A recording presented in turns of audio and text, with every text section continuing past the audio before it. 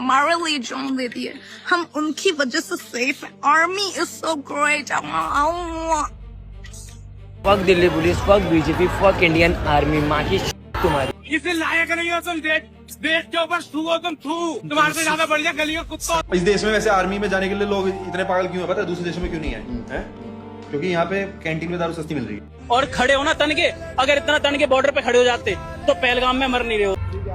दोस्तों ये कैप्टन नून ग्रम है जो 30 जून 1999 की रात कारगिल वॉर के दौरान पॉइंट 4812 बटालिक सेक्टर के कैप्टन बने थे और इनको टास्क मिला था उस पॉइंट को कैप्चर करने का, जिसको पाकिस्तान ने एक तरीके से कब्जा लिया था। तो दोस्तों ये है कैप्टन कैन गुरु से, इन्होंने ब्लैक रॉक पर अटैक किया था द्रास सेक्टर के अंदर। कैप्टन अनुज नैयर जो कि 17 जाट रेजिमेंट में थे, इनको भी महावीर चक्र मिला है। दोस्तों ये है मेजर राजेश सिंह अधिकारी, इनको भी महावीर चक्र मिला है। ये लेफ्टिनेंट मेजर पांडे हैं, इनको परमवीर चक्र मिला है। और ये है कैप्टन विक्रम बत्रा, जिनको परमवीर चक्र मिला है। ये हैं तो हम घूम रहे हैं, हम एक्सप्लोर कर रहे हैं लद्दाख, लेकिन अगर ये नहीं होते ना कुछ नहीं होता। ये जो पहाड़ दिख रहे हैं पीछे, ये पहाड़, वो पहाड़, वो पहाड़, ये पहाड़, कुछ नहीं दिखता। इन्होंने अपनी जान दी, इस वजह से आज हम लद्दाख घूम रहे हैं, इस वजह से आज हम एक्सप्लोर कर रहे हैं, खुश हो रहे हैं, बाइक चला रहे हैं, देख रहे हैं कि ओ भाई क्या मज़ा आ रहा है। लेकिन हम खुद से नहीं घूम रहे, इन्होंने हमें बनाया इस लायक कि हम घूम सके। अगर ये नहीं होते तो कोई लद्दाख नहीं घूम रहा होता, क्योंकि उस पीक पे पाकिस्तानी बैठा हुआ होता। कुछ दिन पहले मैंने एक बात बोली थी जो कि कुछ इस तरीके की थी। वेब सीरीज का मिर्जापुर का वो डायलॉग याद आ जाता है कि कुर्बानी सिर्फ सिपाही की दी जाती है, राजा के बेटे तो राज करने के लिए होते हैं। और ये चीज़ें अभी हम में से कई सारे लोगों को रियलाइज़ नहीं होंगी, ये हमें तब रियलाइज़ होंगी जब ये सारी जो प्रोटेस्ट की मूवमेंट अभी चल रही है ये शांत हो जाएगी।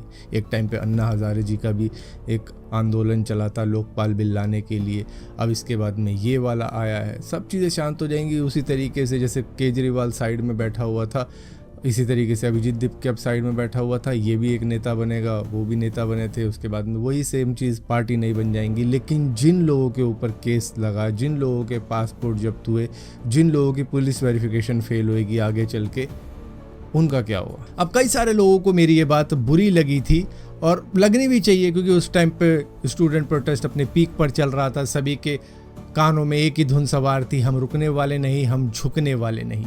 और इस प्रोटेस्ट के अंदर एक चीज़ और अच्छी हुई कि हमारा देश जागरूक हुआ कि आप अपनी आवाज़ उठा सकते हो सरकार के खिलाफ भी। सरकार अगर अपनी मनमानी करेगी तो आप प्रोटेस्ट भी कर सकते हो, डेमोक्रेसी है, आप लोकतांत्रिक देश के अंदर रहते हो जहां पर सरकार अपनी मनमानी नहीं कर सकती है, आप प्रोटेस्ट भी कर सकते हो, लेकिन पीसफुल प्रोटेस्ट, क्योंकि इस कंट्री के अंदर लॉ भी है, कानून भी है, और कानून मांगता है सबूत, जो कई सारे सो कॉल्ड स्टूडेंट दे आए कुछ इस रूप में।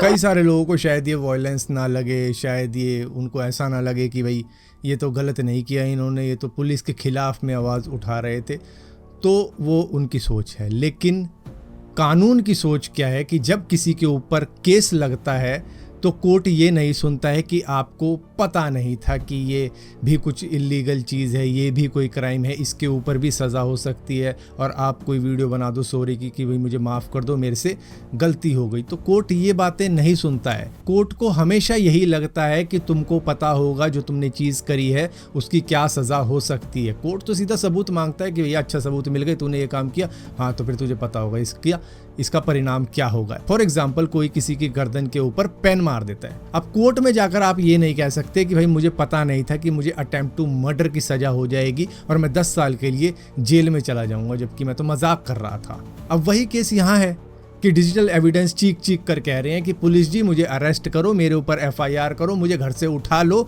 मुझ पर पब्लिक प्रॉपर्टी एक्ट 1984 लगा दो और 5 साल तक की मुझे मैक्सिमम सजा दे दो। यही है कानून के अंदर लिखा हुआ कि अगर आप पब्लिक प्रॉपर्टी का नुकसान करते हो तो ये सजा आपको हो सकती है। चलो जोशो खरोशों में लोगों ने कर दिया ये सोच के कि भीड़ है, भीड़ में किसका ही क्या पता लग रहा है, लेकिन भाई ये दिल्ली है, यहाँ पर हर जगह सीसीटीवी लगे हुए हैं। एक गाड़ी खड़ी हुई है जो कि लोगों के बस शक्ल देख के ही उनका बायोडाटा निकाल रही है, तो इससे ज्यादा क्या चाहिए पुलिस को? पुलिस को तो पूरे प्रूफ आप दे के जा रहे हो, जिसकी वजह से अब लोगों के घरों में जा जा के पुलिस पकड़ रही है। अब मुझे एक बात बताओ, क्या गलती है इस माँ की जिसके बेटे को पुलिस लेने के लिए आई है? उसको तो पता भी नहीं है कि मेरा लड़का क्या कांड करके आया है, लेकिन वो गिड़गिड़ा रही है किसी तरीके से कि मेरे लड़के को मत उठाओ, उसे माफ़ कर दो, ये वो इस तरीके की बातें हो रही हैं। लेकिन एक बार जब एफआईआर चढ़ जाती है तो भैया वो कोर्ट से ही हटती है, वो पुलिस स्टेशन में नहीं हटती है।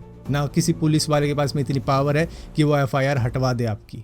अब इस वीडियो में बताओ क्या गलती है इनके माँ बाप की कि वो थाने में खड़े हुए हैं? सबके नहीं खड़े हुए, सिर्फ उनके खड़े हुए हैं जिन्होंने गलती करी है, जिन्होंने प्रोटेस्ट को वायलेंस में बदल दिया था। और इसी के ऊपर सीजेपी के लीडर्स क्या कहते हैं वो भी सुन लो आप। जिन्होंने भी ऐसा एंटी सोशल एलिमेंट्स ने मीडिया के खिलाफ, लोगों के खिलाफ जिन्होंने भड़काया, जिन्होंने ये वायलेंस किया, ऐसे लोग सीजेपी के सपोर्टर नहीं है। ये एंटी सोशल एलिमेंट्स घुसाए गए। हम लोग ऐसे एक्शंस के लिए हम लोग उनको खंडन करते हैं। अब देख लो अच्छे तरीके से कि सीजेपी ने भी पल्ला झाड़ लिया है, कह दिया है कि जिन्होंने वायलेंस की है, जिन्होंने अब्यूसिव लैंग्वेज यूज़ करी है, वो सीजेपी के प्रोटेस्टर्स थे ही नहीं, उनकी अकाउंटेबिलिटी हमारी है ही नहीं। हालांकि ये पूरा मुद्दा अकाउंटेबिलिटी वाला ही था कि भैया पेपर लीक हुआ है, धर्मेंद्र प्रधान इस बात की अकाउंटेबिलिटी लो और रिजाइन दो। लेकिन बात जब तुम्हारे ऊपर आई तो तुमने कह दिया इसकी अकाउंटेबिलिटी हमारी है ही नहीं। देखो, बहादुरी में और बेवकूफ़ी में बी और आई को छोड़ के 6 लेटर्स का फर्क होता है, जो कि बहुत बड़ा फर्क होता है। बहादुर वो था जिसने सरकार से सवाल पूछे, प्रोटेस्ट में गया, तरीके से सवाल किए और उसने अपनी तरफ से पीसफुल प्रोटेस्ट की। और बेवकूफ़ वो था जिसने बेवकूफ़ी को बहादुरी समझ लिया और स्टेट को चैलेंज करने के लिए निकल गया, कुछ इस तरीके से। अब यहाँ पर वीडियो में साफ दिख रहा है कि पुलिस की गाड़ियां तोड़ी जा रही है। अब कई सारे लोग कहेंगे कि भैया टूटी फूटी गाड़ियां पुलिस ने पहले ही खड़ी कर दी थी, तो कई सारे लोगों ने उसको भी डिबंक कर दिया कि ये देखो, ये गाड़ी नंबर देखो, ये गाड़ियां देखो, इस तरीके की वीडियो बनाई। मैं कह रहा हूँ चलो पुलिस ने टूटी हुई गाड़ियां भी खड़ी कर दी, लेकिन चलो टूटी हुई गाड़ियों के ऊपर भी पत्थर मारे जा रहे हैं और वो एक डिजिटल एविडेंस बन रहा है। कोई सीसीटीवी तोड़ के लेके जा रहा है और उसको अपने घर में लगाएगा, ऐसा भी बोल रहा है। अब मुझे एक बात बताओ, ये सीसीटीवी रेड लाइट के ऊपर लगा किसके लिए रखा था सरकार ने? विदाउट हेलमेट वालों को चालान भेजने के लिए, ओवर स्पीडिंग वालों को चालान भेजने के लिए, ज़ेब्रा क्रॉसिंग को क्रॉस करके खड़े होने वालों के लिए ये कैमरे लगाए गए थे कि कोई भी ट्रैफिक का उल्लंघन ना कर पाए, उसके पास में चालान आता रहे। और ये जो चीज़ उखाड़ के वो ले गए, वो टैक्स पेयर के पैसे से लगवाई गई थी, ना कि बीजेपी के नेताओं ने अपनी जेब से पैसे दे के ये लगवाया था। ये हमारे पैसों की वजह से लगा था वहाँ पर, जिसको चुरा के लेके गए, तोड़ दिया, फोड़ दिया, बेकार कर दिया उसको। अब ये तो थे लेवल 1 के बेवकूफ़। लेवल 2 के बेवकूफ़ वो थे जिन्होंने अब्यूसिव लैंग्वेज को क्रिटिसिज्म समझ लिया, जिसका कोई लॉजिक नहीं, रीज़न नहीं, जस्टिफिकेशन भी नहीं होगा अब इन लोगों के पास में।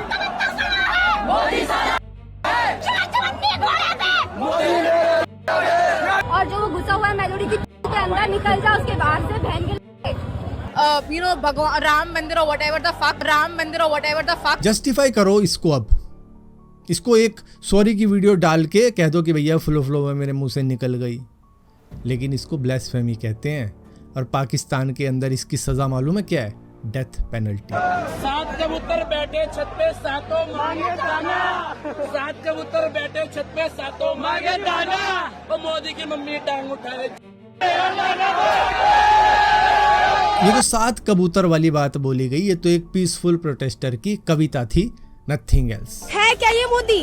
क्या चीज है यो बहन का कदी बैठाओ, मतलब लॉकडाउन लगा दिया बोलेगा क्या है यो? मोदी जी, आपसे मेरा एक निवेदन है, आप जहाँ कहीं भी हो मेरे से कांटेक्ट कर लो, क्योंकि मैं आपसे विवाह करूंगी, फिर थारी मारूंगी। और ये जो बात ये महिला कह रही है, ये तो मोदी जी को शादी का ऑफर दे रही है, मतलब प्रपोज कर रही है किसी तरीके से मोदी को कि किसी तरीके से वो मान जाए और शादी कर ले उनके साथ में। इसमें भी कुछ गलत नहीं है। Fuck Delhi police, fuck BJP, fuck Indian army, माँ की तुम्हारी। बेचारों ने ये तो कह दिया कि भारत हमारी माता है, पर ये बाप ढूंढ रहे हैं, अब ये बाप ढूंढ रहे हैं। और यहाँ पर धर्मेंद्र प्रधान का इस्तीफा मांगने के लिए प्रोटेस्ट हो रहा था, या फिर इस तरीके की भाषा का यूज करने के लिए प्रोटेस्ट हो रहा था, जहाँ पर पूरे देश को गाली दी जा रही है इस तरीके से। बेचारों ने ये तो कह दिया कि भारत हमारी माता है, पर ये बाप ढूंढ रहे हैं, अब ये बाप ढूंढ रहे हैं। देखो, इनमें से हर एक जने को मालूम होगा कि ये चीज़ इंटरनेट पे जाएगी, लेकिन क्या था कि उस जगह के ऊपर ना सब बुराई बुराई बुराई बुराई इस चीज़ में लगे हुए थे, तो सबको ऐसा लग रहा था कि भाई पूरे देश का माहौल ऐसा ही है, सभी यही चीज़ें सोचते हैं कि अब हम जो बोलेंगे वो इंटरनेट पे जाएगा और इंकलाब हो जाएगा। भैया इंकलाब क्या इस तरीके से लाए थे भगत सिंह जी, महात्मा गांधी जी, जिनकी फ़ोटो है वहाँ पर लगाई गई थी, क्या वो भी इसी लैंग्वेज में बात कर रहे थे? वो भी ऐसे ही बात कर रहे थे अंग्रेजों के साथ में। कहाँ से आदमी से पैदा हुए थे क्या? Education, right? Are you protesting for education? So my see these educated people. Criticise करो मगर तरीके से करो। कोई भी इन वीडियो को देख के सपोर्ट नहीं करने आएगा तुमको। Absolutely illegal. If there's any language that was used which is derogatory in nature, then the person concerned is free to pursue civil defamation and criminal defamation against the person. कि जो प्रदर्शनकारी छात्र हैं, जो अपना विरोध प्रकट करने आए थे, इस प्रकार के किसी भी छात्र को डरने की आवश्यकता नहीं है।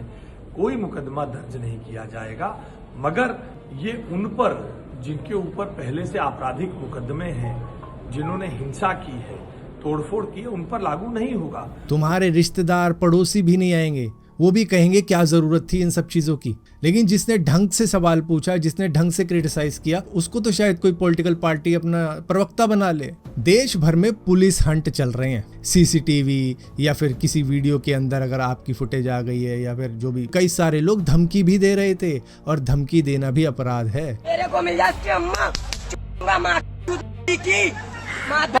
बहुत सही, बहुत सही।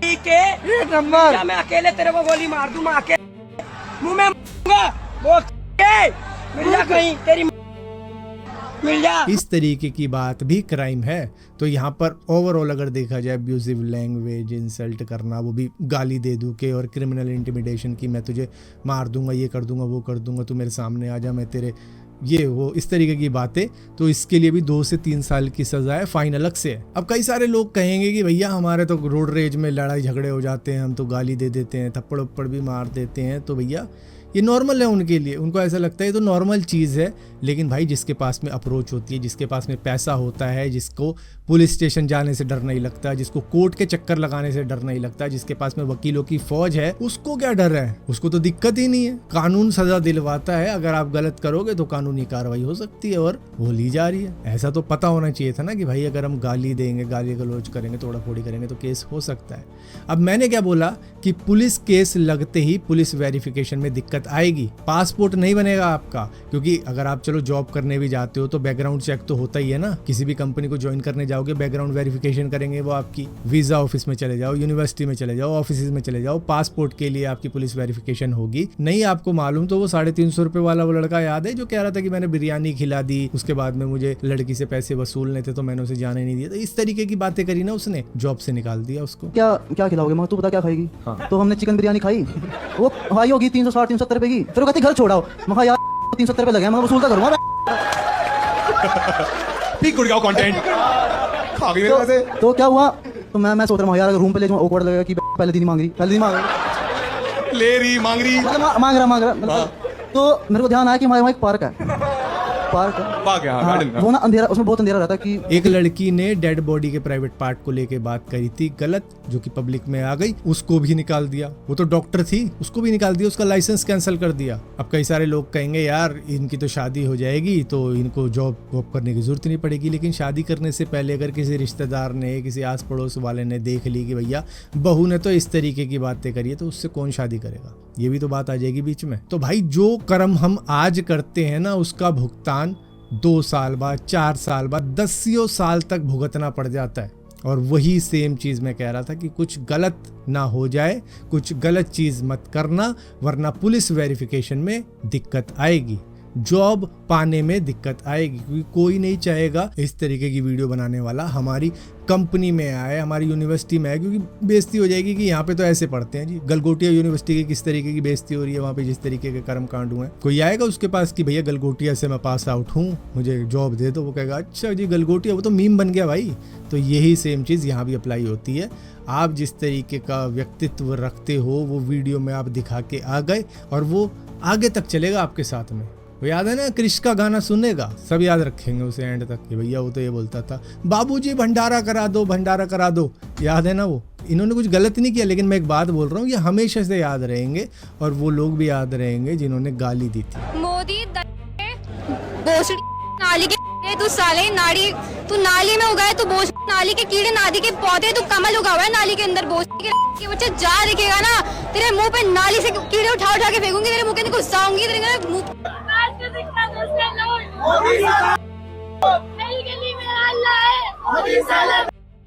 बहुत ही मधुर गालियां दी थी और नई नई गालियां निकाल के दी थी, क्रिएटिविटी तो थी इन चीज़ों में। लेकिन क्या हुआ कि वो गालियां हमने अपने दोस्तों के बीच में बैठ के नहीं दी, हमने पब्लिकली दे दी, इंटरनेट के ऊपर वो वायरल हो गई और इसके बाद में अब पुलिस हंट चल रही है। कोई नोएडा से पकड़ा जा रहा है, कोई गुरुग्राम से पकड़ा जा रहा है, कोई दिल्ली के पटेल नगर से पकड़ा जा रहा है, कोई कहीं से पकड़ा जा रहा है। क्योंकि यहाँ पर अगर खुद सरकार उनके ऊपर FIR नहीं करवा रही ना, तो वो लोग करवा रहे हैं जो कि सपोर्ट करते हैं बीजेपी को, वो खुद ही करवा रहे हैं कि मैं जा रहा हूँ थाने, इसकी रिपोर्ट लिखवाने, मैं जा रहा हूँ थाने, उसकी रिपोर्ट लिखवाने। इस तरीके की भी वीडियो आ रही है। होता क्या है ना कि जब हम भीड़ में होते हैं तो पब्लिक भी पुश करती है। आपने देखा होगा कई सारे लोग कुछ ना कुछ करतूत कर रहे होते हैं और उसको पता है कि मेरे से नहीं होगा, लेकिन पब्लिक पुश करती है, अरे तू कर लेगा, तू मार दे छलांग नदी में, हो जाएगा, पार हो जाएगा, ये हो जाएगा।